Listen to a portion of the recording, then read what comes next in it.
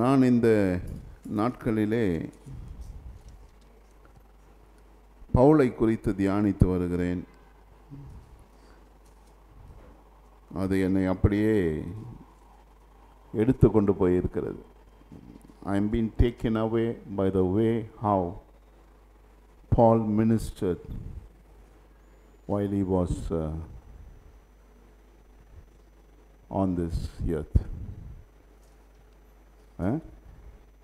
எப்படி பவுல் ஊழியம் செய்தாரோ அந்த ஊழியத்தை பார்க்க நான் மிகவும் பிரமித்து போய் அந்த நிலைப்பாடை நான் ஆசைப்படுகிறேன்.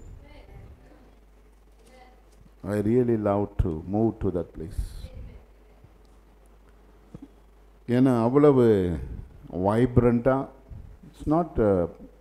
it's not only என்ன சொல்லுது, it's not only a powerful place, it's a place of pain.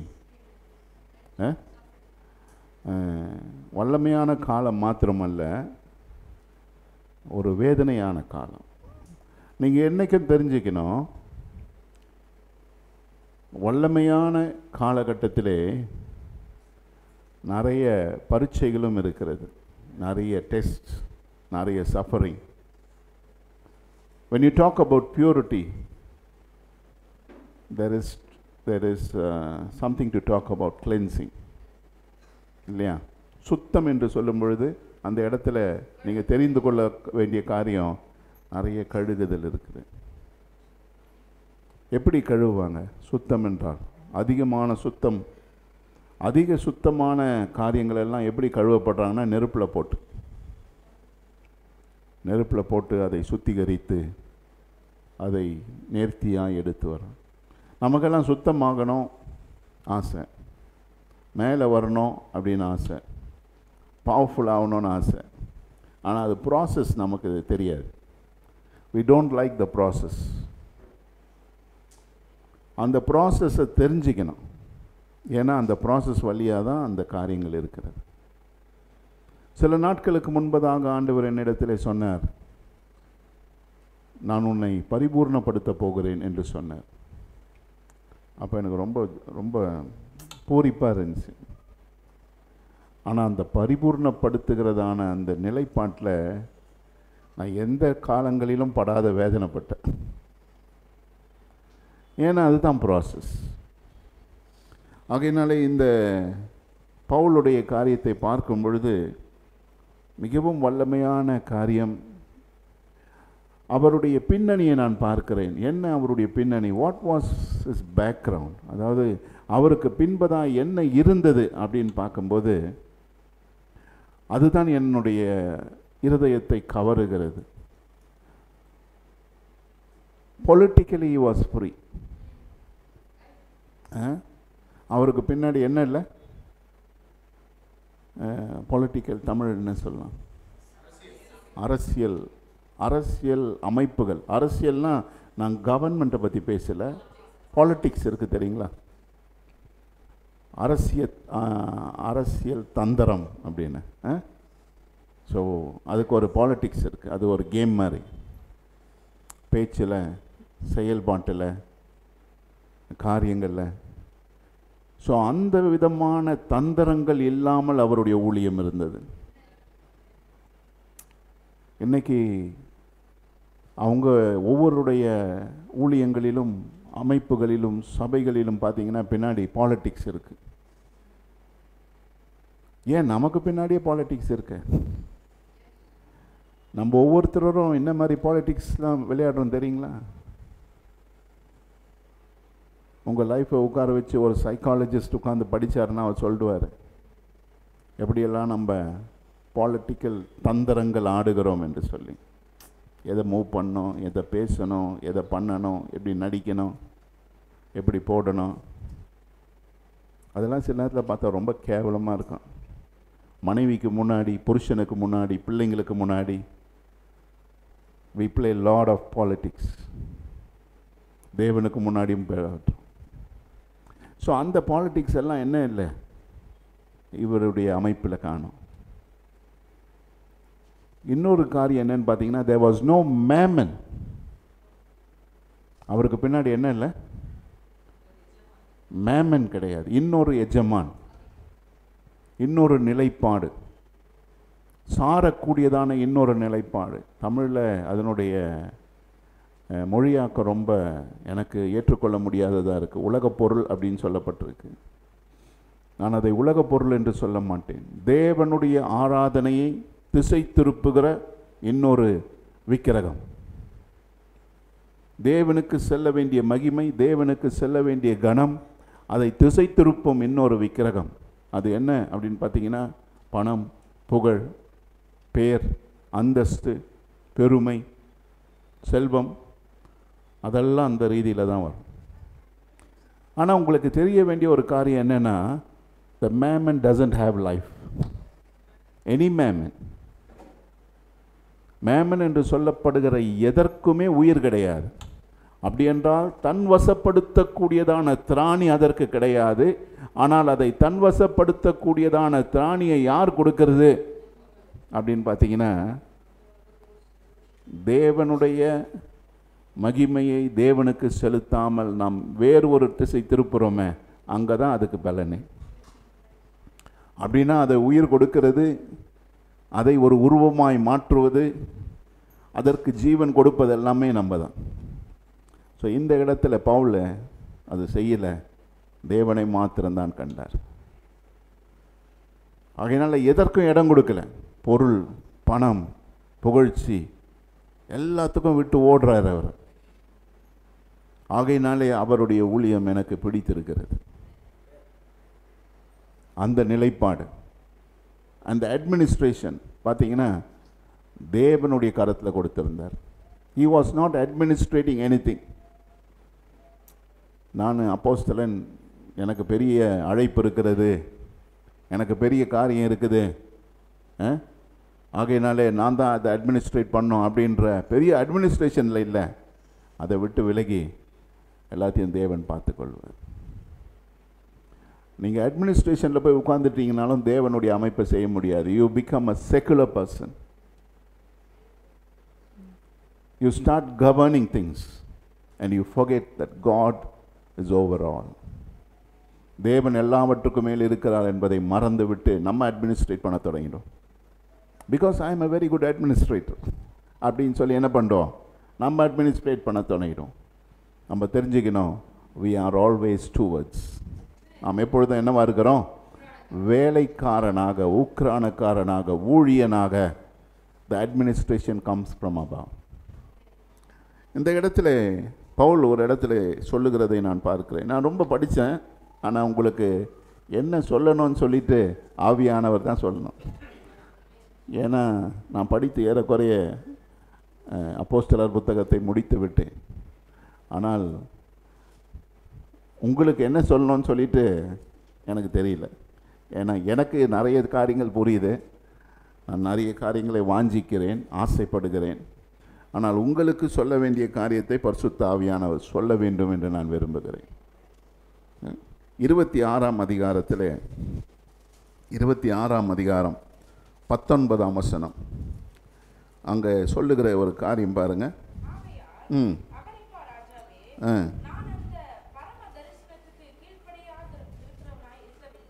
போதும்.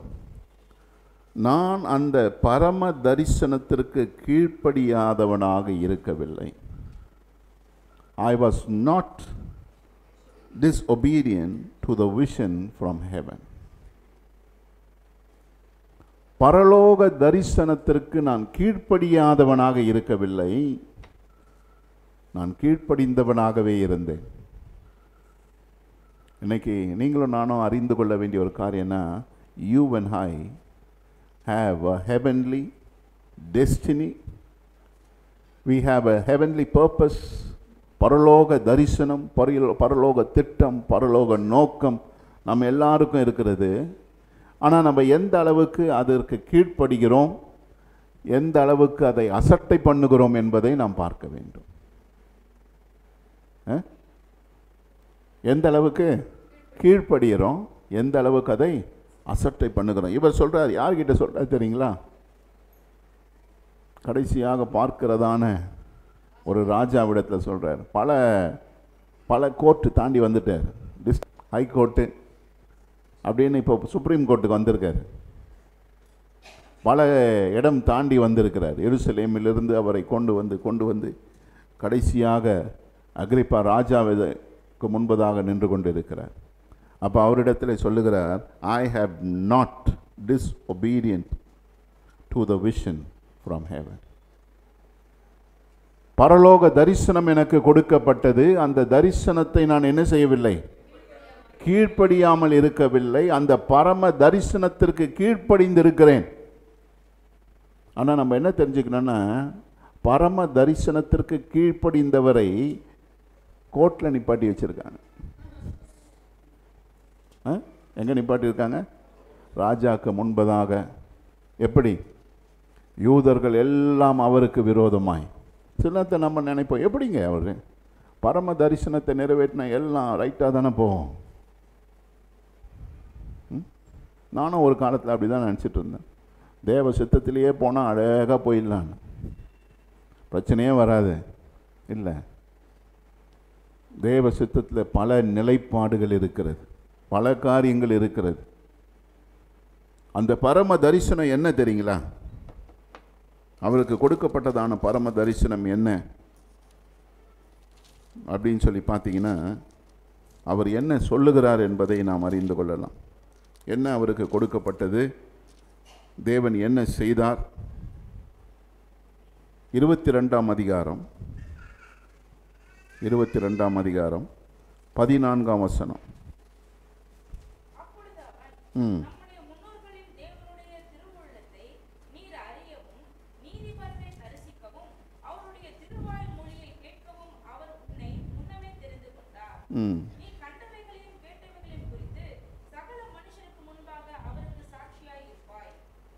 என்னவா?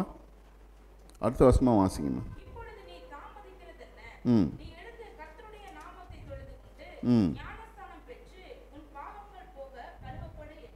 ஆமென். இந்த இடத்துல அவருக்கு கொடுக்கப்படுகிறதான ஒரு மிஷன் இதுதான். அவர் கண்ட பரம தரிசனம் என்ன, அவருக்கு கொடுக்கப்பட்டதான ஒரு மிஷன் என்ன அப்படின்னு பார்த்தீங்கன்னா, நம்முடைய முன்னோர்களின் தேவனுடைய திருவுளத்தை நீ அறியவும், நீதிபரரை தரிசிக்கவும், அவருடைய திருவாய் மொழியை கேட்கவும் அவர் உன்னை முன்னமே தெரிந்து கொண்டார். எப்போ தெரிந்து கொண்டாரா? முன்னமே, நீ அவரை அறிவதற்கு முன்பதாகவே. The God of our ancestor has chosen you to know His will, to see the righteous one. Tamil இலக்கண தமிழ் நல்லா இருக்கு, ஆனால் ஆங்கிலத்தில் படிக்க இன்னும் வசதியாக இருக்கிறது. The God of our ancestor has chosen you to know His will, to see the righteous one, and to hear the word from His mouth. அவருடைய வாயிலிருந்து நீ சத்தத்தை கேட்கவும், நம்முடைய முற்பிதாக்களின் தேவன் உன்னை அவருடைய சித்தத்தின்படி தெரிந்து கொண்டு அந்த நீதியான தேவனை என்ன செய்யும்படியாய் நீ காணும்படியாக. ஆமென். அது மட்டும் இல்லாமல் அந்த தேவனை கண்டுகொள்வது மட்டுமல்லாமல், and you will be his witness to all people of what you have seen and heard. நீ அறிந்த கேட்ட எல்லா ஜனத்திற்கு முன்பதாக உன்னை நான் என்ன செய்வேன்? சாட்சியாய் வைப்பேன். அதுக்கு தான் அவர் தரிசனம். அந்த தரிசனத்துக்கு சொல்றாரு, அதற்கு நான் கீழ்ப்படுகிறேன். ஆகையினால 17ஆம் வசனம் சொல்லுகிறது, அதனால உடனே புறப்பட்டு போ எருசலேமை விட்டு. 18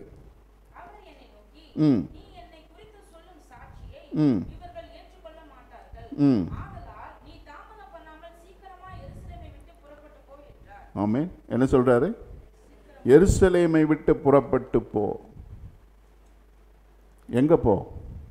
21ஆம் வசனம் சொல்லுகிறது, புறஜாதிகளிடத்திலே போ. புறஜாதிகளிடத்திலே போய் என்ன சொல்லு? என்னை குறித்து சொல்லு என்று சொல்லி அவருக்கு ஒரு கால், ஒரு கமிஷன் வருகிறது. இவர் யார் தெரியுங்களா? இவருடைய அனுபவம் என்ன தெரியுங்களா? இவர் எப்படிப்பட்ட ஒரு மனுஷன் தெரியுங்களா? 26ஆம் அதிகாரம் 4ஆம் வசனம் படிங்க.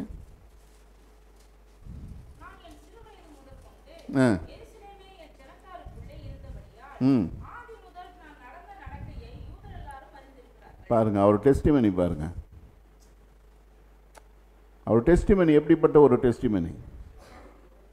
சில நேரத்தில் சவுலை பார்க்கும்போது ரொம்ப ஒரு மாதிரியான ஆள் அப்படின்னு நினச்சிப்பாங்க. அவருடைய காரியம் ரொம்ப தெளிவாக இருக்குது. என்ன சொல்கிறார் அவர்? சிறு வயது முதல்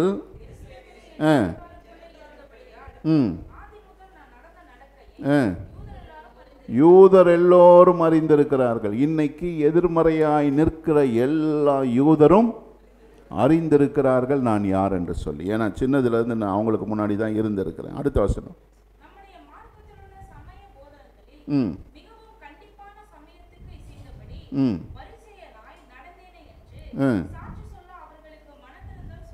பாருங்க என்ன சொல்றாரு?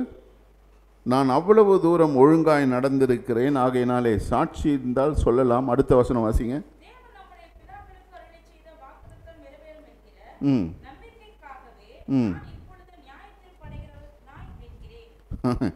ஆமென். என்ன சொல்றார் பாருங்க? தேவன் நம்முடைய பிதாக்களுக்கு வாக்குத்தத்தம் நிறைவேற நம்பிக்கைக்காகவே.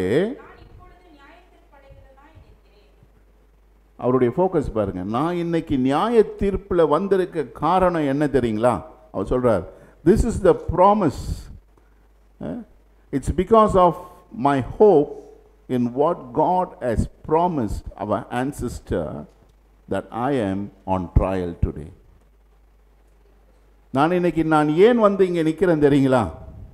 நான் சிறு வயது முதல் எப்படி வாழ்ந்தேன், என்ன பண்ணேன், எங்கெல்லாம் வாழ்ந்த, என்னெல்லாம் பண்ணேன்னு சொல்லி எல்லாம் எனக்கு தெரியும். ஆனால் இன்னைக்கு நான் வந்திருக்க காரணம் ஏன்னா,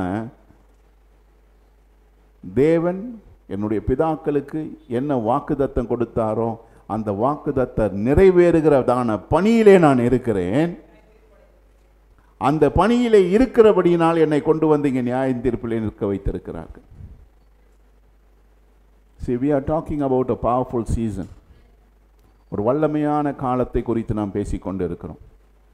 ஆனால் இந்த வல்லமையான காலத்திலே நான் உங்களுக்கு என்ன சொல்ல விரும்புகிறேன்னா, there is lot of challenges and lot of trials. ஏன்னா இந்த பரம தரிசனம் எதை தாங்கி இருக்கிறது தெரியுங்களா? உங்களையும் என்னையும் செம்மைப்படுத்துகிறதான ஒரு நியமனத்திலே காணப்படுகிறது. தேவன் நம்முடைய வாழ்க்கையில் என்ன செய்ய இருக்கிறார், இந்த காலகட்டத்தில் தேவன் நம்முடைய வாழ்க்கையில் என்ன செய்ய இருக்கிறாரு அப்படின்னு பார்த்தீங்கன்னா, தேவன் நம்மை சுத்திகரித்து அவருடைய நியமனத்திலே நம்மை நிற்க அவர் வேலை செய்து கொண்டிருக்கிறார். ஆகையினால் அந்த வேலைக்காக நாம் கடந்து போய் கொண்டிருக்கும் பொழுது தேவன் நம்முடைய வாழ்க்கையிலே செயல்படுத்த போகிற காரியங்கள் எப்படின்னா, He will purify us. இவர் எப்படிப்பட்ட ஒரு மனுஷனாக இருக்கிறார்னு அவன் சொல்கிறாரு. இவர் போய் தவறி போன மனுஷன் அல்ல, பரம தரிசனத்திற்காக கீழ்ப்படிந்து தன்னையே அர்ப்பணித்திருக்கிற மனுஷன். சிறுவயது முதல் அவருடைய வாழ்க்கை எல்லா காரியங்களும் அவர் எல்லாம் நரேட் பண்ணுறாரு. நான் சிறுவயது முதல் இப்படி வாழ்ந்தேன், இப்படி படித்தேன், கமாலியருடைய வகுப்பிலே நான் உட்கார்ந்து படித்து தேறினவனாக இருந்து இன்றைக்கு இந்த நிலைப்பாட்டிலே நான் வந்து நின்று இருக்கிறேன். இப்படி இருக்க படிங்க அந்த வசனத்தை 26:4 படிச்சுட்டு வாங்கம்மா.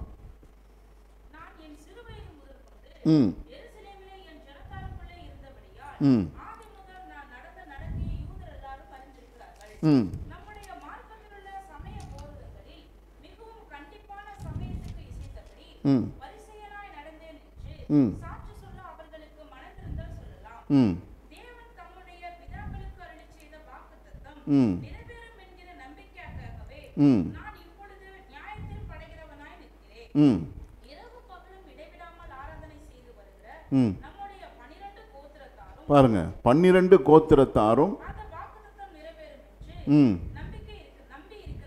12 கோத்திரத்தாரும் அப்படின்னா என்ன சொல்றாரு?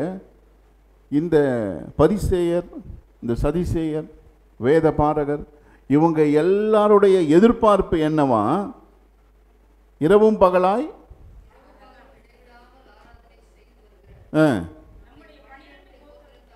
12 கோத்திரத்தாருடைய ஆங்கில மொழிபெயர்ப்பு சொல்லுகிறது ஹோப்பிங் டு see fulfilled. 12 கோத்திரத்தாரும் நம்பி இருக்கிறதான இந்த நிலைப்பாட்டிற்காக தான் நான் இன்றைக்கு எங்க நிற்கிறேன்? நியாய தீர்ப்பில் நிற்கிறேன். So he was not a wrong person. நேர்த்தியான மனுஷனாக இருந்தார். ஆனால் நேர்த்தியான அந்த அமைப்புக்குள்ளே ஓடும் பொழுது அவரை எங்கே கொண்டு வந்து வைக்கிறாங்க? நியாய தீர்ப்பின் கூட்டிலே வைக்கிறார்கள். இன்றைக்கு நம்ம நேர்த்தியாக இந்த உலக அமைப்பிலே தேவனுடைய அமைப்பிலே நாம் ஓடுவோமானால் இன்றைக்கு இந்த அமைப்பானது நம்ம டெஸ்ட் பண்ணி எங்கே கொண்டு வந்து வைக்கோம்னா ஜட்ஜ்மெண்ட் சீட்டில் கொண்டு வந்து வைக்கும். அந்த இடத்துல வச்சு என்ன சொல்லணும்னா நீ தப்பானவன். இவர் சொல்றாரு 12 கோத்திரங்களும் எதை எதிர்பார்க்கிறதோ, ஆங்கில மொழிபெயர்ப்பில் ஹோப்பிங் என்றதான ஒரு வார்த்தை போடப்பட்டிருக்கிறது. தமிழ் மொழிபெயர்ப்பில் பார்த்தீங்கன்னா அது நம்பிக்கை என்று சொல்லப்படுகிறது. நான் அதை எப்படி பார்க்கிறேன் என்றால் நிச்சயம். ஹோப் என்று சொன்னால் ஒரு நிச்சயம், கிடைக்கும் என்கிறதான ஒரு நிச்சயம், கிடைக்கும் என்கிறதான ஒரு நம்பிக்கை, அது வரும் என்கிறதான ஒரு ஏக்கம். அந்த ஏக்கத்தோடு கூட 12 கோத்திரத்தாரும் என்ன பண்றாங்களா? இரவும் பகலும் அந்த வாக்குத்தத்தம் நிறைவேறும் என்று சொல்லி, நம்முடைய முன்னோருக்கு சொல்லப்பட்ட வாக்குத்தத்தம் நிறைவேற வேண்டும் என்று சொல்லி நம்பிக்கையோடு கூட எதிர்பார்ப்போடு கூட அவர்கள் காத்து கொண்டிருக்கிறதான அந்த நிலைப்பாட்டை தான் இன்றைக்கு நான் செய்து கொண்டிருக்கிறேன். ஆனால் என்னை இந்த கூண்டு மேடையிலே ஏற்றி என்னை குற்றம் சாட்டி என்னை கொலைக்கு நேராக என்னை தள்ளுகிறார்கள். ஆமென். பவுலுடைய நிலைப்பாடு அவர் சொல்றார், ஆனாலும் நான் மரிப்பதற்கு ஆயத்தமாக இருக்கிறேன், நான் மரிப்பதற்கு ஆயத்தமாக இருக்கிறேன். இன்றைக்கு நீங்களும் நானும் இந்த நிலைப்பாட்டில் இருப்போம்னா என்ன சொல்லுவோம்? கொஞ்சம் யோசித்து பாருங்க. இன்னைக்கு இருக்கிறதான இந்த செட்டப்பும் இன்னைக்கு இருக்கிறதான சபையினுடைய செட்டப்பை ஒரு மனசில் வச்சு சின்ன காரியத்திற்கே உடனே கொடி கட்டி தூக்கிட்டு வந்துடுறாங்க. எங்களுக்கு என்ன வேணும்? நியாயம் வேணும், எங்களுக்கு உரிமை வேணும். இவர் எல்லாத்தையும் பண்ணிட்டு நான் மரிப்பதற்கு ஆயத்தமாக இருக்கிறேன் அப்படின்றார். இந்த அமைப்பை பார்க்கும்பொழுது அவருடைய சப்மிஷன் எவ்வளவு, அவருடைய காரியங்கள் எவ்வளவு என்று சொல்லி நாம் பார்க்கும் பொழுது எப்படிப்பட்ட ஒரு நிலைப்பாட்டிலே அவர் வாழ்ந்திருந்தார். நான் விரும்புகிற காரியம் என்ன தெரியுங்களா? இந்த நிலைப்பாடு, இந்த இருதயத்தினுடைய கான்ஃபிகரேஷன் நம்முடைய இருதயத்தில் வரணுங்க.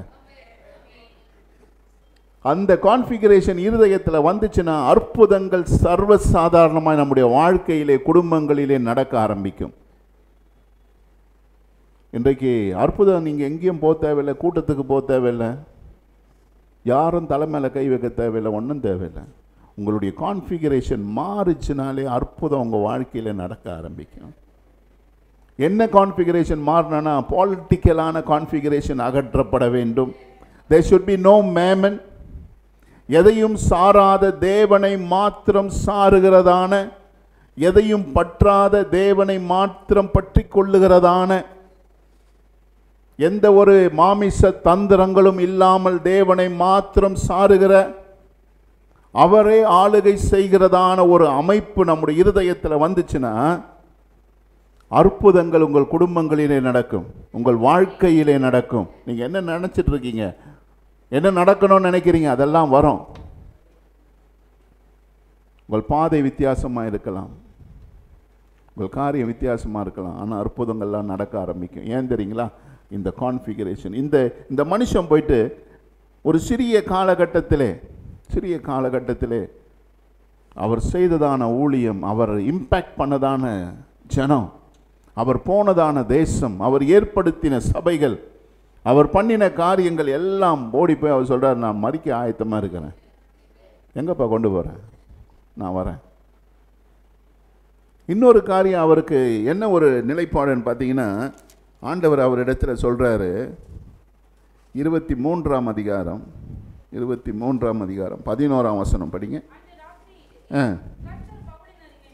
பாருங்க, இதெல்லாம் நடந்துட்டு இருக்கும்போது நடுவில் தேவனும் வர்றாரு. அங்கே தான் ஸ்ட்ரென்த்தே. ஆமென். நீங்கள் என்ன பாதையில் போயிட்டு இருந்தாலும் தேவன் வருவார். அங்கே தான் He revives the strength. சில நேரத்தில் உங்களுக்கு பிரச்சனை வரும்போது நீங்கள் நினச்சிக்கிறீங்க, ஐயோ என்ன இது அப்படின்னு. ஆனால் பிரச்சனையின் மத்தியிலும் தேவன் வரார். நீ ஆழ்கடலில் இருந்தாலும் அலைகள் மத்தியில் இருந்தாலும் கவலைப்படாத, தேவன் அங்கே வருவார். சிறைச்சாலையில் இருந்தாலும் கவலைப்படாத, தேவன் அங்கே வருவார். ஐயோ நான் இது செய்துட்டேன், தேவன் என்னை கை விட்டுட்டாரு, நான் சிறைச்சாலையில் உட்காந்துட்டு இருக்கிறேன்னே. சில வேளையில் நீ போகிற பாதை வித்தியாசமான பாதையெல்லாம் நெருக்கமாக இருக்கலாம், நீ ஆனால் உண்மையாக இருக்கிற, தேவனுடைய வார்த்தையில் நிற்கிற, ஆனாலும் எல்லா பக்கம் நெருக்கம், எல்லா பக்கத்தில் பிரச்சனை. ஏன் இப்படி? சில வேளையில் புரியாது. சிலர் கேள்வி கேட்க தொடங்கிடும், ஏன் ஆண்டவர் இப்படி? நான் உண்மையாக தானே இருந்தேன், ஒழுங்காக தானே வாழ்ந்தேன். ஆண்டவர் சொல்கிறாரு, நீங்கள் ஆண்டவருக்கு நீங்கள் சூழ்நிலையை பார்க்காம தேவன் பக்கமாக உங்களுடைய காதை சாய்ச்சிங்கன்னா தேவன் பேசுவார். நீங்கள் புயலை பார்த்து காற்றை பார்த்து ஐயோ என்ன ஆண்டவரே அப்படின்னு பேச தொடங்கிட்டீங்கன்னா தேவனுடைய சத்தம் உங்களுக்கு கேட்கவே கேட்காது. புரியுதா உங்களுக்கு? நீங்கள் பிரச்சனை வழியாக போகும் பொழுது பிரச்சனையை மாத்திரம் பார்த்துட்டு பிரச்சனையை மாத்திரம் பேசிட்டு இருந்தீங்கன்னா தேவன் உங்களிடத்தில் பேசுவது உங்களுக்கு கேட்காது. பிரச்சனையின் மத்தியில் பிரச்சனையை பார்க்காம தேவனை பார்த்தீங்கன்னா தேவன் பேசுவது உங்களுக்கு கேட்கும். அப்போதான் உங்களுக்கு அந்த வெற்றி கிடைக்கும். எப்படி ஜெயிக்கிறதான அந்த ஜெயத்தினுடைய ஸ்ட்ராட்டஜி கிடைக்கும். ஆனால் நமக்கு பிரச்சனை வந்தோன்னு என்ன பேசுவோம்? பிரச்சனையே தான் பேசுவோம். ஐயோ தேவன் கை விட்டாரு, ஏன் இப்படி பண்ணிட்டாரு, ஏன் ஆச்சு, ஏன் இப்படி, என்ன போராட்டம், ஏன் இப்படி நடக்குது, ஆண்டவர் எங்கே போயிட்டாரு, என் வேலை என்ன, என் உத்தமம் என்ன, என் காணிக்கை எவ்வளோ, என்னுடைய உத்தமம் எவ்வளோ, நான் எவ்வளோ பைபிள் படிக்கிறேன், எவ்வளோ ஜெபம் பண்ணுறேன். அடே, you won't hear God. I tell you, you cannot hear God. I challenge you, you will never hear God. தேவன் எல்லா சூழ்நிலையிலும் பேசுவார். இப்போ ஏன் பேச மாட்டாரு? ஏன்னா நீ ஓவரா பேசுகிறப்ப. அந்த சூழ்நிலையில் அதெல்லாம் அப்படியே ஆஃப் பண்ணிட்ட ஆண்டவரே கேட்டு பாருங்க, ஆண்டவர் பேசுவார். அப்படிப்பட்டதான ஒரு அடி உத சிறைச்சாலையின் மத்தியில் எதையும் பேசாமல் ஆண்டவர் பட்சமாக இருக்க. ஆண்டவர் என்ன தெரியுங்க சொல்கிறாரு? என்ன சொல்கிறார் பாருங்க, ஸ்ட்ராட்டஜி கொடுக்குறாரு. 11ஆம் வசனம். பவுலே அவர் சொல்கிறாரு, உத வாங்குற பவுல்கிட்ட சொல்கிறாரு, பவுலே திடன்கொள். இப்போ ஒரு கட்டம் முடிஞ்சு. எருசலேமிலே சாட்சி கொடுத்தது போல அதுதான் பரம தரிசனம். ஆமே, எருசலேமில் சாட்சி கொடுத்தது பத்தாதான், எங்கே போகணுமா? ரோமாபுரிக்கு போகணுமா? ஆகையினால அவர் என்ன பண்ணுறாரு தெரியுங்களா? இந்த பரம தரிசனத்துக்கு எப்படி தெரியுங்களா அவர் கீழ்ப்படுகிறாரு? ரோமாபுரிக்கு போகிறதுக்கு அவர் ஃபோக்கஸ் பண்ணுறாரு. ஏன்னா இந்த கோர்ட் செஷன் எங்கே முடியறதா இருக்குதுன்னா ஹைகோர்ட்லேயே முடியறதா இருக்குது. ஆனால் தேவன் ரோமாபுரி சொன்ன உடனே அதை சுப்ரீம் கோர்ட்டு கொண்டு போகிறதுக்கு பிளான் பண்ணுறாரு. ஹலோ, பரம தரிசனத்துக்கு கீழ்ப்படியணும். எருசலேம்லேயே முடிச்சுட்டு இருந்தால் அது ஈஸியாக முடிஞ்சிட்டு இருக்கான். ஆனால் அவன் சொல்கிறார், இல்லை தேவன் வந்தார் என்கிட்ட சொன்னார், எருசலேம் பத்தாது ரோமாபுரிக்கு போனான்னாரு. அதனால் நெக்ஸ்ட் லெவலுக்கு நான் எப்படி கொண்டு போவேன்? 25ஆம் வசனம் 11ஆம் வசனத்தில் பாருங்கள் அவர் எப்படி கொண்டு போகிறார் பாருங்கள். 25ஆம் அதிகாரம் 11ஆம் வசனம். ம் ம் ம் ம் ம் ம் ம் அதான் இங்கே தான் அவர் வைக்கிறாரு ஸ்ட்ராட்டஜி. என்ன சொல்கிறாரு? ராயனுக்கு அபயம் எடுக்கிறேன். I appeal to Caesar because if I want to appeal to Caesar then I have to go to Rome. புரியுதுங்களா? அவங்க சொல்கிறாங்க எருசலேமுக்கு போப்பா, அங்கே என்ன ஆகிடும், உங்க மேட்ரு முடிச்சு பேசிடலாம். ஏன்னா இவங்களுக்கு ஒன்றுமே புரியல. அவங்க என்ன சொல்கிறாங்க, I don't understand why this man need to die because The total case என்ன தெரியுங்களா? He's talking about a dead person who has risen. இறந்து போன மனுஷன் ஒருவர் உயிரோடு இருக்கிறாருன்னு தான் அவருடைய பெரிய டாபிக்கு.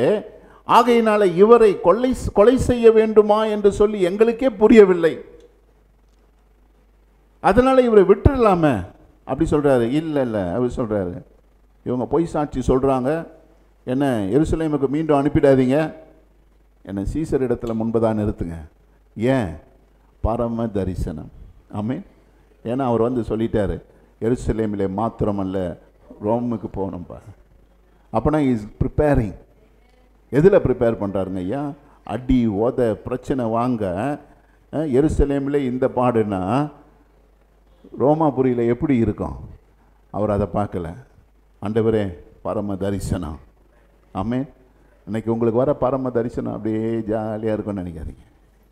அப்படியே பரம தரிசனத்தில் பாடுகள் இருக்கும், பிரச்சனைகள் இருக்கும். ஆனால் தேவன் வருவார். வந்து என்ன சொல்கிறார் தெரியுங்களா? திடன்கொள். அவர் திடன்கொள் என்று சொல்லுவார்னா, உங்கள் சரீரம் எல்லாம் பலவீனமாக இருந்தாலும் உள்ளுக்குள்ளே பலன் வரும். உங்களுடைய இரத்த நாணங்கள் எழும்பும். உங்களுடைய பலவீனமாக இருக்கிற நேரத்தில் தேவன் வந்து உங்களை பலப்படுத்தும் பொழுது உங்களுடைய உள்ளுக்கு இருக்கிற நரம்புகள் எல்லாம் உடைச்சிட்டு நிற்கும். ஆமென். நீங்கள் அந்த அனுபவத்துக்குள்ளே போயிருக்கீங்களா தெரியாது, நான் போயிருக்கேன். பலவீனமாக இருக்கிற சூழ்நிலை, தோண்டு போயிருக்கிற சூழ்நிலை, தேவன் வந்து நிற்கும்போது அழுகையில் சிரிப்பீங்க, அழுகையில் சிரிப்பீங்க, வேதனையில் நிமிர்ந்து நிற்பீங்க, கடினமான சூழ்நிலையில் பலன் கொண்டு நிற்பீங்க. ஏன்னா you know what's going to happen. தேவன் எப்படி உங்களை நடத்த போகிறார், எப்படி கொண்டு செல்வார் என்பது உங்களுக்கு தெரிந்த நிலைப்பாட்டிலே நீங்கள் பலன் கொண்டு நிற்பீங்க. ஏன்னா பரம தரிசனம், என்னை அழைத்தவர் என்னை கொண்டு செல்வார். அதனால தான் அவர் சொல்கிறார். யாருக்கு முன்னாடி சொல்கிறாரு? ராயனுக்கு முன்பதாக சொல்கிறார், ராஜாவுக்கு முன்பதாக சொல்கிறாரு. நான் அவருடைய காரியத்திற்கு நான் என்ன செய்யவில்லை, கீழ்ப்படிந்தேன். ராஜாவுக்கு சொல்கிறார், நான் உன்னுடைய காரியத்தை பற்றி பேசலப்பா, உன்னுடைய அமைப்பை குறித்து பேசலை. யாருடைய அமைப்பை குறித்து பேசுகிறேன்? என்னை அழைத்தவருடைய அழைப்பை குறித்து நான் பேசுகிறேன். ஆகையினாலே நான் என்ன செய்வேன்? காரியத்தை நிலைப்படுத்துவேன். நான் கீழ்ப்படிந்தேன். இன்னொரு லெவலில் என்ன பண்ணுறாரு தெரியுங்களா? இவர் போன இந்த 3-4 அதிகாரத்தில் படித்து பார்த்தீங்கன்னா அவருடைய கதையை ஒரு 4 தடவை நரேட் பண்ணிடுறார்.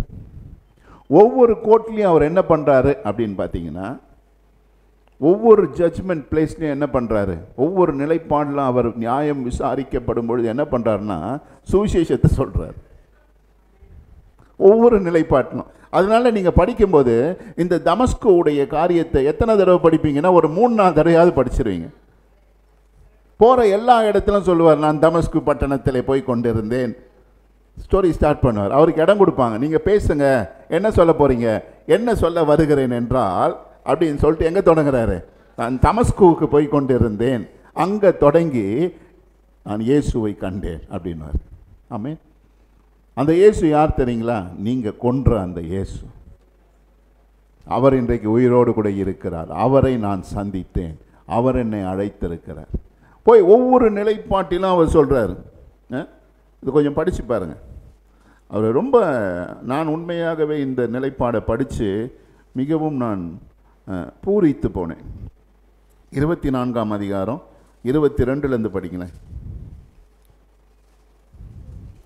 24லேருந்து படிங்க.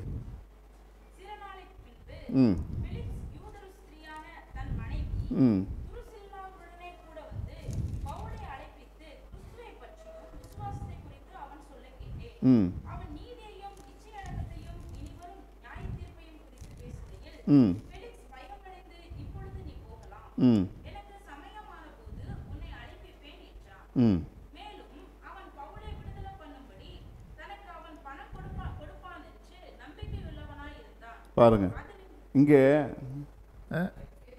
இவர் என்ன பண்ணுறாரு? சும்மா கூப்பிட்டு பேசுகிறாராம். சும்மாவே என்ன பண்ணுறாராம்? கூப்பிட்டு பேசுகிறாராம். வாப்பா கொஞ்சம், வாப்பா கொஞ்சம் பேசலாம், என்ன ஏதாவது சொல்லு, ஏதாவது நான் செய்யணுமா, இல்லை நீ எதாவது செய்கிறியா, ஏதாவது அண்டர் டேபிள் கொடுக்குறியா?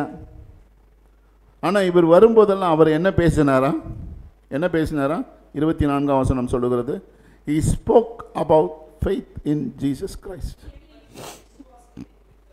கிறிஸ்துவை பற்றினதான விசுவாசத்தையும் 25 படிங்க.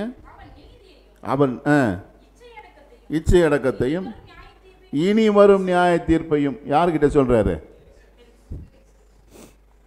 கவர்னர் இடத்துல சொல்றாரு. என்ன நடக்க போகுது? சுவிசேஷத்தை ஏன்னா அவருக்கு தெரிஞ்சிருச்சு. நான் புறஜாதிகளுக்கு சொன்னேன், தேசங்களுக்கு சொன்னேன், இன்னைக்கு உனக்கு சொல்றதுக்கு ஆள் கிடையாதுப்பா, நான் தான் வந்து சொல்லணும். நான் எல்லா இடத்திலும் தேவனை குறித்து சொல்லிவிட்டேன். மரித்து போன இயேசு கிறிஸ்து உயிரோடு வந்து விட்டார் என்பதை நான் அறிவித்து விட்டேன். இனி உனக்கு யார் சொல்லணும்னு சொன்னா உனக்கு தான் சொல்லணும். ஆகையினால போகிற எல்லா மேடையிலும் என்ன சொல்லுகிறார்? இயேசு கிறிஸ்துவனுடைய சந்திப்பை, அவருடைய வாழ்க்கையில் ஏற்பட்டதான அந்த அமைப்பை அவர் சொல்லி கொண்டே இருக்கிறார். இன்னொரு இடத்துல பார்த்தீங்கன்னா அவர் சொல்றாரு, நீ ஏறக்குறைய என்ன செய்கிற?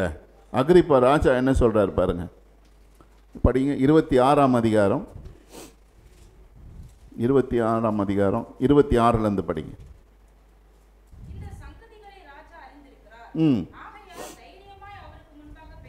பாருங்க, இந்த சங்கதிகள் எல்லாம் நான் பேசுகிற சங்கதியெல்லாம் உங்களுக்கு தெரியாதுன்னு இல்லை, உங்களுக்கு எல்லாம் நல்லா தெரியும். So I can speak freely to him. அதனால நான் என்ன செய்கிறேன்?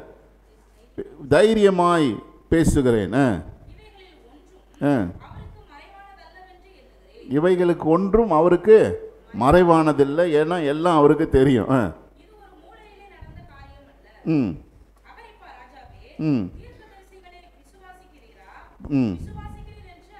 பாருங்க, இவரே பதில் கேட்டு இவரே ஆன்சரை சொல்லிடுறாரு. தீர்க்கதரிசிகளை விசுவாசிக்கிறீரா அப்படின்னா அவர் ஆம் இல்லைன்னு சொல்லத்துக்கு முன்னே எனக்கு தெரியும் நீங்கள் விசுவாசிக்கிறீங்க என்ன. அடுத்த வசனம்.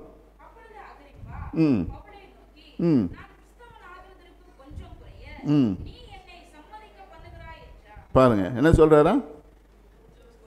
கொஞ்சம் குறைய என்ன அப்படியே கொஞ்சம் கொஞ்சமாக நவர்த்தி கொண்டு வர போலப்பா. ஏன்னா தீர்க்க தரிசனத்தை நம்புறியானா ஆமாம் தெரியும்னு சொல்லிடுறீங்க.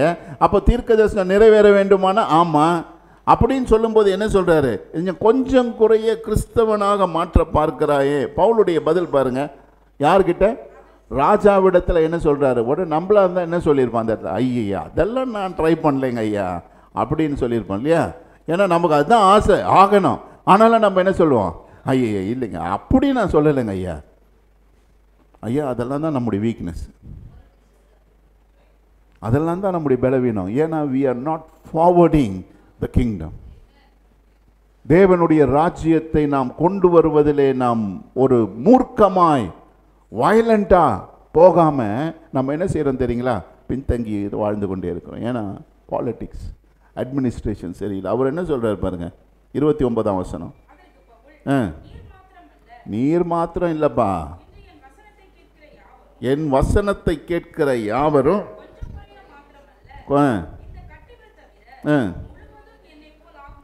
பாருங்க, இன்னைக்கு வந்திருக்கிற இந்த நிலைப்பாடு இல்லாம முழுசா என்ன மாதிரி எல்லாத்தையும் விட்டுட்டு தேவனுக்காக வர வேண்டும் என்பதுதான் என்னுடைய ஆசை. ஆமென். நான் நினைக்கிறேன் பவுல்கிட்ட சத்தியத்தை கேட்டவங்களுடைய மனம் குத்தப்பட்டதாக, ஒரு மனம் திரும்புதலுக்கு நேராக போகாம இருந்திருக்க முடியாது போல. ஏன்னா it had the power of the gospel. மனம் மாற்றத்தை கொண்டு வரக்கூடியதான அந்த வேகம், அந்த உத்வேகம் அதற்குள்ளே இருக்க அவர் எல்லா நிலைப்பாட்டிலும் அவர் கொண்டு வருகிறதை பார்க்கலாம். ஒவ்வொரு நிலைப்பாட்டிலும் அந்த காரியத்தை நிலைப்படுத்த அவர் கொண்டு வருகிறதை பார்க்கலாம். ஏன்னா அவருடைய ஏக்கம், அவருடைய காரியங்கள் எல்லாம் என்ன தெரியுங்களா? ஜனங்களுடைய மனக்கண்கள் திறக்கும்படியா, ஜனங்களுடைய மனக்கண்கள் திறக்கும்படியாக. 26ஆம் அதிகாரம் 16ஆம் வசனம் வாசிங்க. 26:16.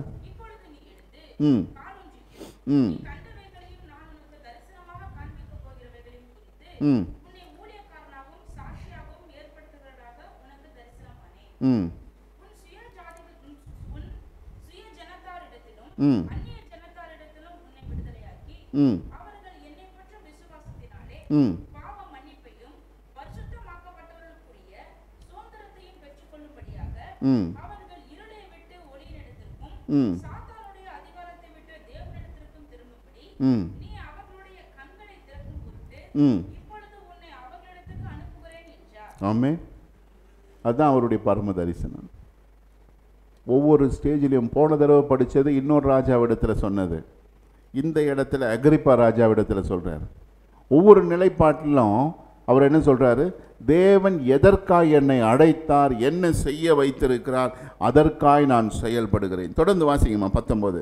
அவர் அகிரிப்பா ராஜாவே, ம் நான் இந்த பரம தரிசனத்துக்கு கீழ்ப்படியாதவனாய் இருக்கவில்லை. ம் முன்பு தமஸ்குவிலும் முதல்ல நான் எங்கே ஸ்டார்ட் பண்ணியிருக்கிறேன்? எங்கே அவரை பிடிச்சாங்களோ அங்கே ஸ்டார்ட் பண்ணாராம். அவர் சொல்கிறாரு, நான் என்ன தப்பாக எதுவுமே பண்ணலைங்க. நான் என்ன பண்ணேன்னு கேட்டிங்கன்னா, நான் என்றைக்கு அந்த பரம தரிசனத்தை பெற்றுக்கொண்டேனோ அன்றிலிருந்து முதலிலே எங்கே தொடங்கினேன்? தமஸ்குவிலும், பிறகு எருசலேமிலும், யூதயாவிலும். பாருங்கள், அந்த ப்ராசஸ் வருது பார்த்தீங்களா? யூதயாவில் முதல், எருசலேமிலும், தமஸ்குவிலும், எருசலேமிலும், யூதயாவிலும், புறஜாதிகள் மத்தியிலும். தேவனிடத்திற்கு மனந்திரும்பி குணப்படவும் மனந்திரும்புதலுக்கேற்ற கிரியைகளை செய்யவும் வேண்டும் என்று அறிவித்தேன். ஆமென். என்னுடைய நிலைப்பாடு இதுவாக தான் இருந்தது. இதை குறித்து தான் நான் என்ன செய்கிறேன்? அறிவித்திருக்கிறேன். பவுலுடைய அமைப்பு ரொம்ப வல்லமையான ஒரு அமைப்பு. அவர் என்ன ஒரு ஃபோக்கஸை பார்த்தாரு, அந்த ஃபோக்கஸுக்கு நேராக அவர் ஓடிட்டே இருந்தார். அந்த நிலைப்பாட்டுக்கு நேராக ஓடிட்டே இருந்தார். அதில் பல பாடுகள், பல பிரச்சனைகள், பல காரியங்கள். ஆனால் அவைகள் எல்லாவற்றின் மத்தியிலே அவர் கடந்து போய் கொண்டிருக்க தேவனுடைய துல்லியமான அமைப்பை அவர் வரவழைத்தார். தேவனுடைய நேர்த்தியான அழைப்பை அவருடைய வாழ்க்கையிலே வரவழைத்து அதிலே செயல்படுகிற ஒரு மனுஷனாய் காணப்பட்டார். இன்றைக்கு நமக்கு இருக்கிறதான ஒரு பந்தய பொருள் விசுவாசிகளிடத்தில் நார்மலாக இதை சொல்ல மாட்டாங்க. ஏன்னு கேட்டிங்கன்னா, ஊழியர்கள் மத்தியில் தான் பேசுவாங்க. ஏன்னா தப்பான ஒரு கான்செப்ட் என்னென்னா, அழைப்பு ஊழியக்காரங்களுக்கு மட்டும்தான். புரியுதுங்களா? இன்றைக்கி கிறிஸ்தவ உலகம் என்ன நினச்சிட்டு இருக்குதுன்னா, ஊழியம் செய்கிறவங்களுக்கு தான் அழைப்பு இருக்குதுன்னு. அப்படி கிடையாது. இயேசு கிறிஸ்துவின் இரத்தத்தினால் கழுவப்பட்ட ஒவ்வொருவருக்கும் அழைப்பு இருக்கிறது. என்ன அழைப்பு தெரியுங்களா? உங்களுடைய டொமினியனில் அவருடைய டொமினியனை கொண்டு வர. உங்கள் டொமைன் எங்கே இருக்குது? உங்களுடைய ஆளுகை எங்கே இருக்குது? உங்களுடைய ஆளுமை எங்கே இருக்குது? அந்த ஆளுமையிலே தேவன் வர வேண்டும் என்பது தான் நமக்கு கொடுக்கப்பட்டிருக்கிற அழைப்பு. புரியுதா உங்களுக்கு? நீங்கள் எங்கே வேண்டுமானாலும் இருக்கலாம். வீட்டிலே இருக்கலாம், வியாபாரத்தில் இருக்கலாம், வேற எங்கேயா வேலை செய்துட்டு இருக்கலாம், எங்கே வேண்டுமானாலும் இருக்கலாம். ஆனால் நீங்கள் அழைப்பை பெற்றவர்களாக இருக்கிறீர்கள். அந்த அழைப்பு என்ன? அவர் சொல்கிறாரு, நான் கீழ்ப்படியாதவனாக அல்ல, கீழ்ப்படிந்தவனாக. தேவன் என்னை எதற்காக அழைத்திருக்கிறாரோ, ஜனங்களுடைய கண்கள் பார்வை அடையும்படியாக, இன்றைக்கு உட்கார்ந்து கொண்டிருக்கிற எல்லா வாக்குத்தத்தங்கள் நிறைவேறும்படியாக. எவ்வளோ ஒரு மேன்மையான ஒரு நிலைப்பாடு. இன்றைக்கு உங்களுக்கும் எனக்கும் இருக்கிற அந்த அழைப்பு என்ன தெரியுங்களா? தேவன் வைத்திருக்கிறதான அந்த வாக்குத்தத்தம், தீர்க்க தரிசனம் உங்கள் மூலமாய், என் மூலமாய் நிறைவேறும்படியாக தேவன் நம்மை அமைத்திருக்கிறார். இது பவுலுக்கு மாத்திரம் கிடையாதுங்க. பவுல் சொல்றார், I am working for the promise to be fulfilled.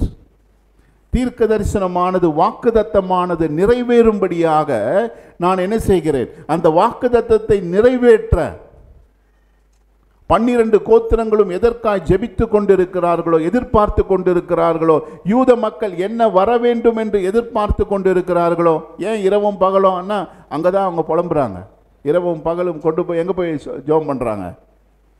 புலம்பலின் சுவரண்டை போய் என்ன ஜெபம் பண்ணுறாங்க?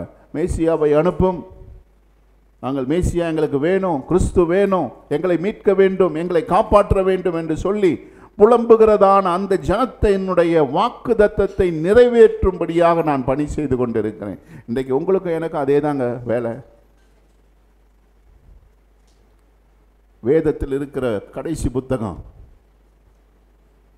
வெளிப்படுத்தல் புத்தகத்தில் சொல்லப்பட்டிருக்கிற தீர்க்க தரிசனம் நிறைவேற இன்றைக்கு நீங்களும் நானும் வேலை செய்து கொண்டிருக்கிறோம். ஆமென். அந்த தீர்க்க தரிசனமான வாக்குத்தத்தங்கள் நிறைவேறும்படியாக இந்த காலகட்டத்திலே சபையாக நாம் செயல்பட்டு கொண்டிருக்கிறோம். அப்படின்னா நமக்கு முன்பதாக பெரிதான காரியம், உங்களை குறித்து என்ன குறித்து வேதத்தில் எழுதியிருக்கு, பெரிதான காரியத்தை பெற்றவர்களாய் நாம் இருக்கிறோம். ஆனால் நம்முடைய ஃபோக்கஸ் என்னவா இருக்கு? நாம் எப்படி இதற்கு கீழ்ப்படுகிறோம்? நாம் எப்படி இதற்காய் ஓடுகிறோம்? இந்த நிலைப்பாடு எப்படிப்பட்டதாக இருக்கிறது?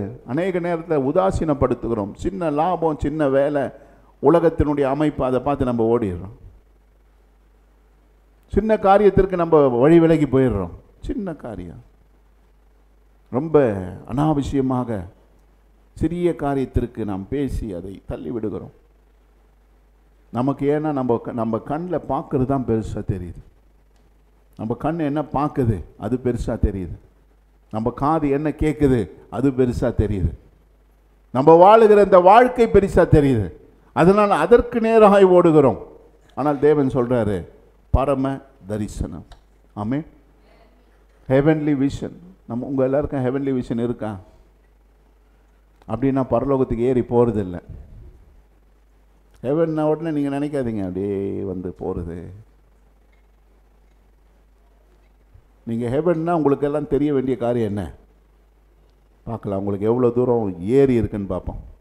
ஹெவன்னா உங்கள் எல்லாருக்கும் என்ன புரியுது? பரலோகம்னா என்ன புரியுது?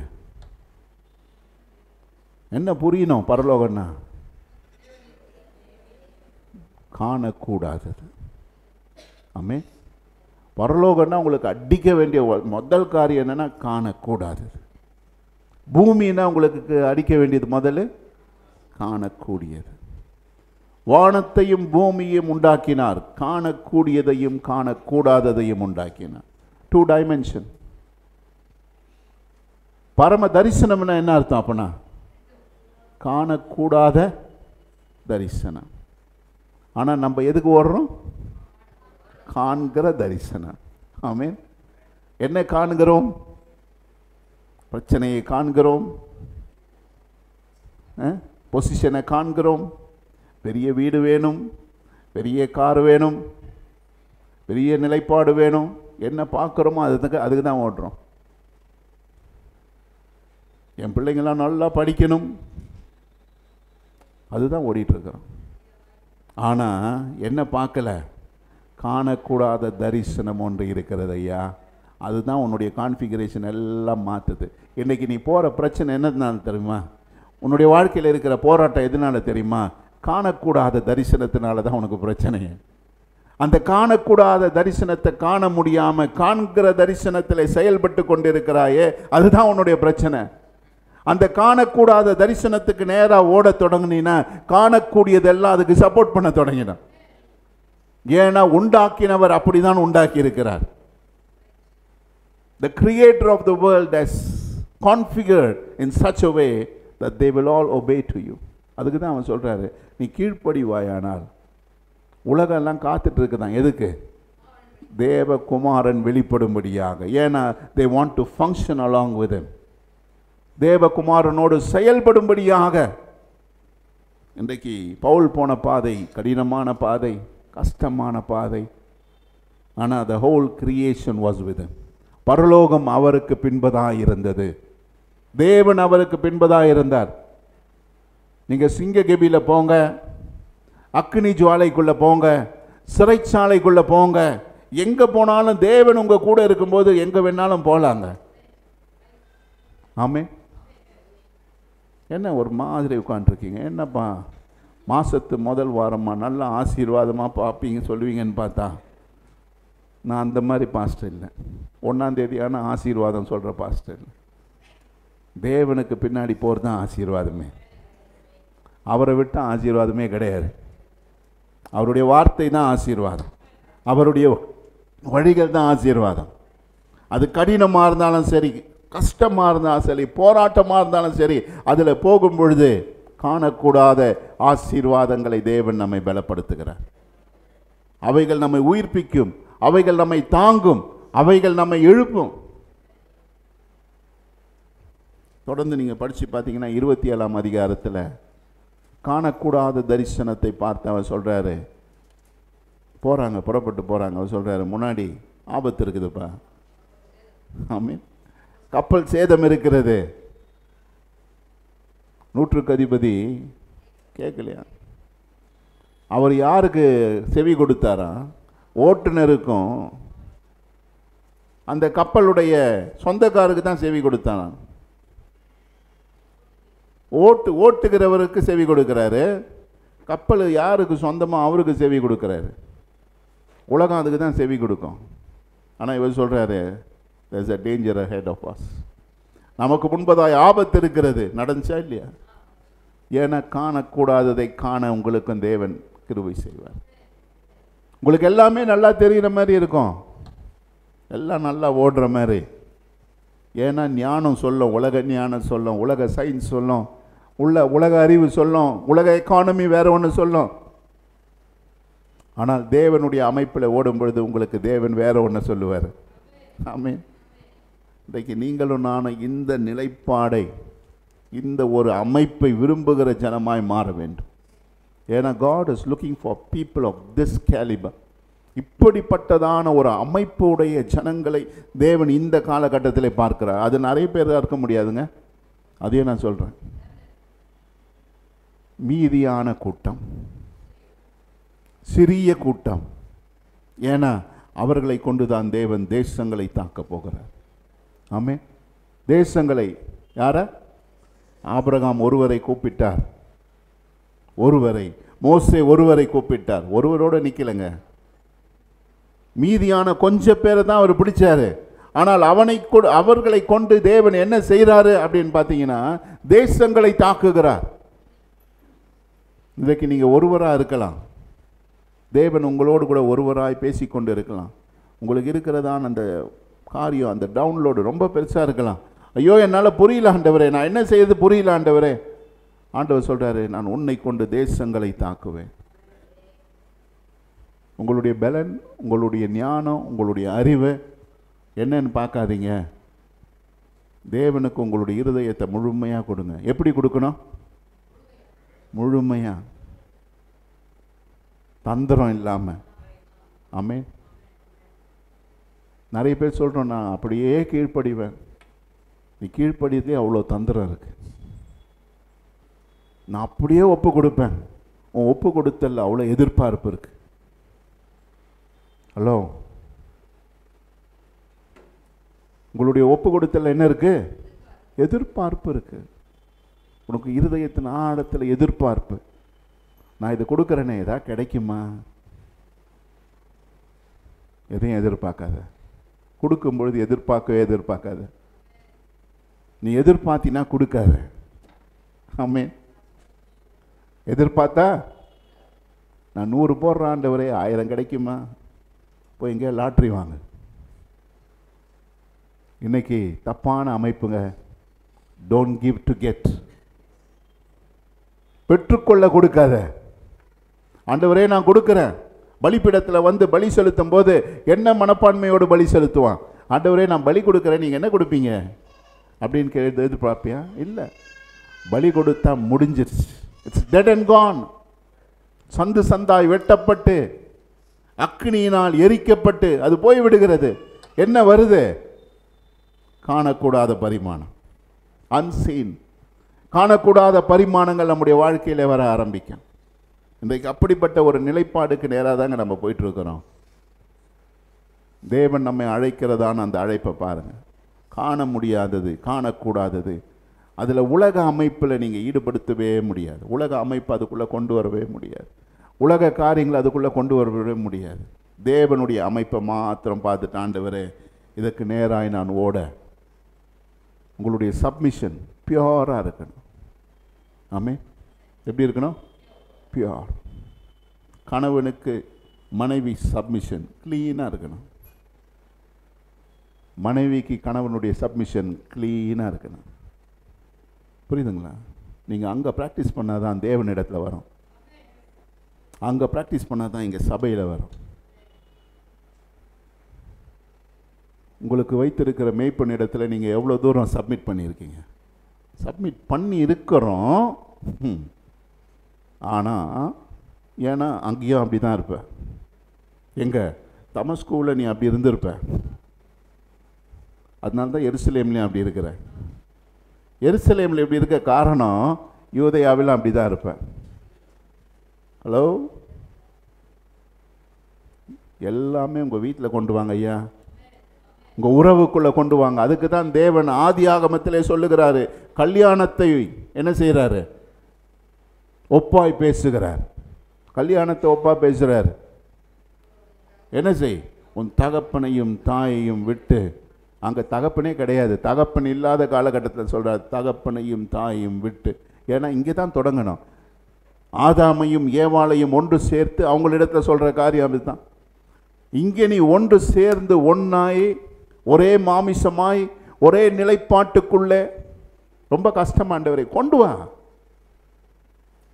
மன்னி மற, விட்டு கொடு, உன் ஈகோ விட்டு கீழே வா, தாழ்ந்து போ, வேலை செய், ஊழியம் செய். ஆமே சொல்ல முடியாதுங்க ஐயா, ரொம்ப முடியாது. நான் விட்டு கொடுப்பா, மண்ணா போகிறப்பா, நீ விட்டு கொடுப்பா. நீ என்ன பெரிய ஏதோ என்ன பெரிய கர்வத்தை சுமந்து வந்திருக்கிற, நீ விட்டு கொடு.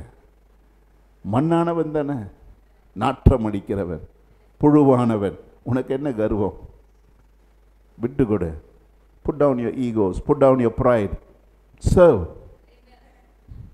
ஒப்பு கொடு, ஒன்றாக. Come on, start gelling. ஒன்றாக பாரு, தேவனோடு கூட ஒன்றாவ. ஆமே, நீ அப்போதான் சபையோட ஒன்றாக முடியும்.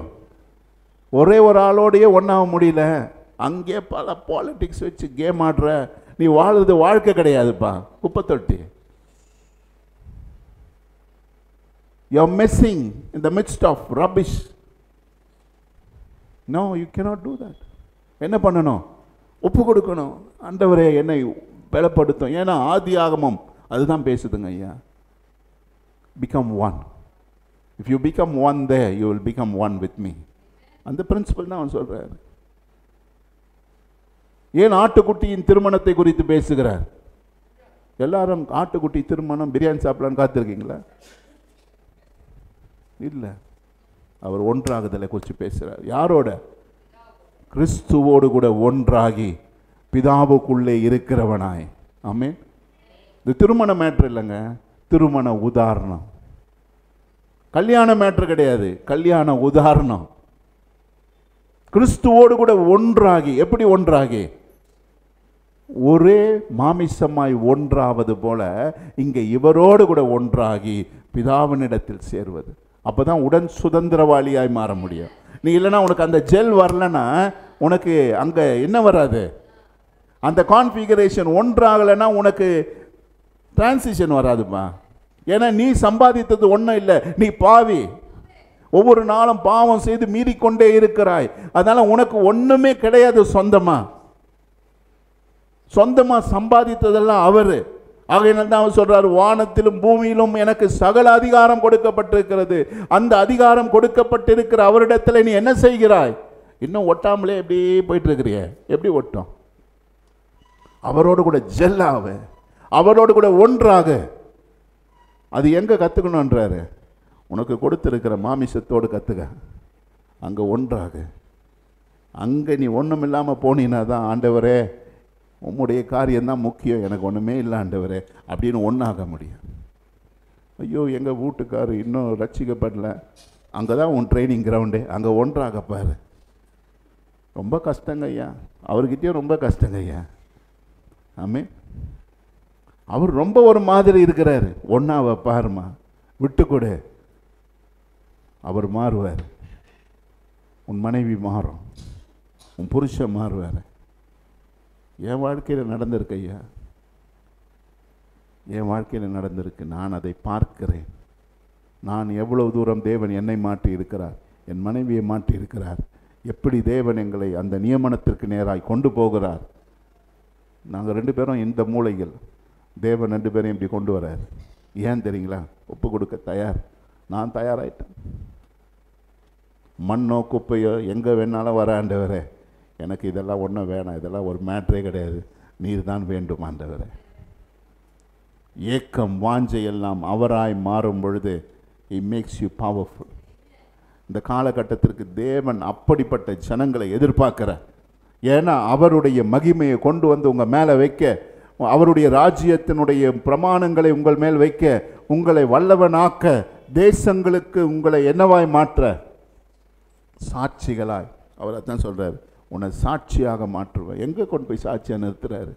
நீ போவாத இடங்களிலே உன்னை கொண்டு போய் நிறுத்துறாரு. ஆமென். யோசேப்பு மாத்திரம் விற்கப்படவில்லை என்றால் பார்வோனுடைய வீட்டிற்குள்ளே போக முடியாது.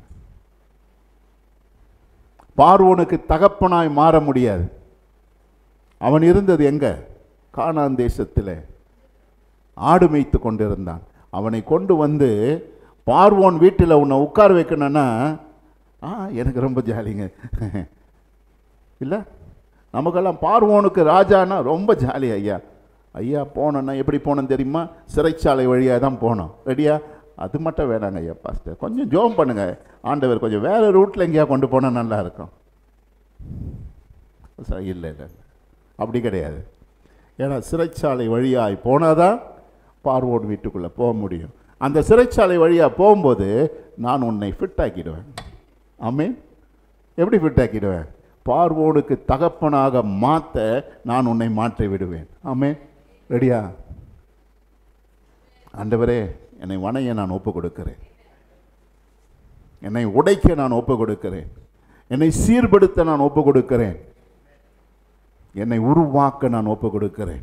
சப்மிஷன் முழுமையாக கொடுத்துட்டு கை எடுத்துருங்க. கொடுத்துட்டு அப்படியே பிடிச்சிட்டே இருக்குது. இல்லை ஆண்டவரே நான் பிடிச்சிக்கிறேன் ஆண்டவரே. இல்லை ஆண்டவர் சொல்கிறார் வச்சுட்டு போயிடுவா, நான் பார்த்துக்கிறேன். நம்ம சில நேரத்தை சொல்லுவோம் பிடிச்சிக்கிறேன் ஆண்டவரே. ஆண்டவர் சொல்கிறார் ஐ வில் டேக் கேர். இன்னும் எங்கெங்கே பிடிச்சிட்டு இருக்கீங்க? கை எடுத்துருங்க. கஷ்டமாக தான் இருக்கும், கிழிக்கும், வேதனையாக இருக்கும். ஏன்னா மாமிசம் ஸ்ட்ராங்காக இருக்கும். ஆவிக்குரிய ரீதிக்கு, காணக்கூடாத ரீதிக்கு மாமிசம் விட்டே கொடுக்க. அதனால் என்ன செய்யும்? அதுக்கு எதிர்மறையாக வேலை செய்யணும். நீங்கள் ஒப்பு கொடுங்க. ஆண்டவரே நான் ஒப்பு கொடுக்கிறேன். எனக்கு முன்பதாய் வைத்திருக்கிற பரம தரிசனத்திற்கு நேராய் நான் போக I will be obedient to the heavenly call. What is your heavenly call? வந்து பிரசங்கம் பண்ணதில்லை, பாட்டு பாடுறதில்லை. சிலர் சொல்லுவாங்க நான் பெருக்கிறேன் கூட்டுகிறேன், அதெல்லாம் அப்புறம். யார் வேணால் கூட்டலாம், யார் வேணால் பெருக்கலாம், யார் வேணால் பாட்டு பாடலாம். தேவனை பிரதிபலிக்கிறதுக்கு யாருமே கிடையாது. ஆமென். நம்ம நினச்சிக்கிறோம் பிரசங்கம் பண்ணது தான் பெரிய ஊழியம், பாட்டு பாடுறது தான் பெரிய ஊழியம். ஐயா எனக்கு தாழ்மையான ஒரு ஊழியம் கொடுங்க, நான் டாய்லெட் கழுவுறேன். அதெல்லாம் நிறைய பேர் கழுவிப்பாங்க, நீ வேஷம் போடாது. ஆமென். புரியுதா உங்களுக்கு? சிலருக்கு ரொம்ப தாழ்மை, டாய்லெட்டுக்கு போயிடுவாங்களாம். தேவன் என்ன சொல்கிறார் தெரியுங்களா? அதெல்லாம் காட்டாத தம்பி, உன் வாழ்க்கையை ஒப்பு கொடுப்பா. அது கொடுக்காம நீ டாய்லெட்டுக்கு போய் என்னப்பா பண்ணியா? நிறைய பேர் இருக்கிறாங்கப்பா கழுவுறதுக்கு. இன்றைக்கி நம்ம எல்லாரையும் கழுவுனா கழுவிடுவோம், ஆனால் அவர் கேட்குறது கொடுன்னா யாரும் கொடுக்க மாட்டோம். புரியுதுங்களா? இன்றைக்கி நான் சொல்கிறேன், ஒவ்வொருத்தரும் டாய்லெட் கழுவுனாங்க ஒவ்வொரு நாள். யார் வராமல் இருப்பாங்க? சொல்லுவாங்க வாரம் முழுசாக நானே கழுவுறேன், தேவன் என்னை ஆசீர்வதிக்கிட்டோம். நீ கழுவி கழுவி வெள்ளையான கூட ஆசீர்வாதம் வராது. ஏன்னா நீ கொடுக்க வேண்டியதை கொடுக்கல. புரியுதுங்களா உங்களுக்கு நான் சொல்கிறது? Is asking for something within you. உள்ளுக்குள்ளே இருக்கிறதை தேவன் கேட்கிறார், காணாததை கேட்கிறார். ஏன்னா காணாத அமைப்புக்குள்ளே நாம் கடந்து போக அதை தேவன் நம்மிடத்திலிருந்து எதிர்பார்க்க, அதை கொடுக்க நாம் ஆயத்தமாவோம் என்றால் தேவனுடைய பரிபூர்ணத்தை காண முடியும். ஆமென். நாம் செபிப்போம், ஒப்பு கொடுப்போம். இந்த காலை வேளையில் ஆண்டவருடைய பரிபூர்ண காரியங்கள், இவருடைய வாழ்க்கையினுடைய காரியம், பவுல் கடந்து போன இந்த வாழ்க்கையின் காரியம் என்னை மிகவும், it has impacted me very much. I desire for it.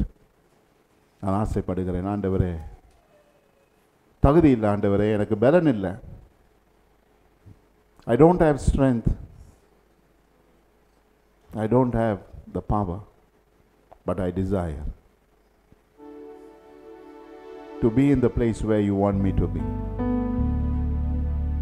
நீர் எனக்காய் வைத்திருக்கிறதான காணக்கூடாத தரிசனத்திற்கு பின்பதாய் நான் இருக்க என்னை ஒப்புக் கொடுக்கிறேன் ஆண்டவரே. இன்றைக்கு நம்முடைய தரிசனம் எல்லாம் அதுவாக மாற வேண்டும். உங்கள் ஒவ்வொரு மீதும், சிறியவர் பெரியவர் ஒவ்வொரு மீதும். இன்னைக்கு நீங்க நினைக்கலாம், எனக்கு வசனம் தெரியாத, எனக்கு கிடையாதுங்க, இது எனக்கு விருப்பம் இல்லைங்க. சிலருடைய காரியம் அதுதான், எனக்கு விருப்பம் இல்லைங்க, ஊழியம் செய்யணும்னா விருப்பம் இல்லை. நீ ஊழியமே செய்ய தேவையில்லை. உனக்கு கொடுக்கப்பட்டிருக்க ஊழியம் அவருடைய காணக்கூடாத நியமனத்தின் பங்காளியாய் மாறும்படியாக இன்னைக்கு தேவன் நம்மை அழைத்திருக்கிறார். அந்த பரம அழைப்புக்கு நம்மை ஒப்பு கொடுப்போம். Let's be obedient to the heavenly calling. அந்த பாதை நேர்த்தியான, வல்லமையான, பலனுள்ள, பரிபூர்ணமான பாதை. தேவன் நம்மை அழைக்கிறார். ஒப்பு கொடுப்போம். ஆண்டவரே, நான் ஒப்பு கொடுக்கிறேன். ஆண்டவரே, I will come. I will come to the place where you want me to be. I am ready to submit. I am ready to surrender. Break me, mold me, mend me. என்னை உடைத்து உருவாக்கி பண்படுத்தி நீர் விரும்புகிறதான நிலைப்பாட்டுக்கு என்னை கொண்டு செல்லும் ஆண்டவரே. நீர் என்னை அழைத்திருக்கிற அந்த அழைப்புக்கு நேராய் எல்லா சூழ்நிலைகள், பிரச்சனைகள், போராட்டங்கள் எல்லாவற்றின் மத்தியிலே நான் போக என்னை ஒப்பு கொடுக்கிறேன். மலையானாலும், பள்ளத்தாக்கானாலும், அக்கினியானாலும், பெருவெள்ளமானாலும் ஆண்டவர் சொல்றாரு, நான் உன்னோடு கூட இருப்பேன். Be encouraged. The times before you are difficult. உனக்கு முன்பதாக இருக்கிற காலங்கள் பயங்கரமான காலங்கள். ஆனால் தேவன் உன்னோடு கூட இருப்பார். தேவன் உன்னை திடப்படுத்துவார், பலப்படுத்துவார். அவருடைய கரம் உன்னை பிடித்து கொண்டு செல்லும். எங்கெங்க அவர் என்னென்ன தேவைப்படுகிறதோ அதை செய்வார். பூமியை அதிர செய்வார். சங்கிலிகளை உடைக்க செய்வார். ஆனா உங்களுடைய விருப்பத்தின்படி அல்ல. When he wants to do, அவர் செய்ய விரும்பும் போது எல்லாத்தையும் செய்வார். You don't dictate what God has to do. You need to submit to his purpose. அவர் செயல்படுத்தும்படியாய் நம்மை ஒப்பு கொடுக்க வேண்டும். ஆண்டவரே, நீ செய்யுங்க. ஆண்டவரே, உம்முடைய சித்தத்தை செய்யுங்க. அவர் செய்வார். இந்த காலை வேளையில ஒப்பு கொடுப்போம், அர்ப்பணிப்போம். நம்முடைய குடும்பம், நம்முடைய பிள்ளைகள், நம்முடைய உறவு, நம்முடைய திருமணம், நமக்கு உண்டான எல்லா காரியத்தையும் ஒப்பு கொடுப்போம். ஆண்டவரே, என்னை ஒப்பு கொடுக்கிறேன். Let your kingdom come into my life. ஆவியானவரே, உம்முடைய ஆளுகை வரட்டும், உம்முடைய அரசமைப்பு வரட்டும், உம்முடைய நீதி வரட்டும், உம்முடைய பரிசுத்தம் வரட்டும், உம்முடைய ஆளுகை வரட்டும். என் குடும்பத்திலே என்னை நடத்தும். என்னை ஒப்பு கொடுக்கிறேன். சர்வவல்ல தேவனே, இந்த காலை வேளைக்காக நன்றி செலுத்துகிறோம்.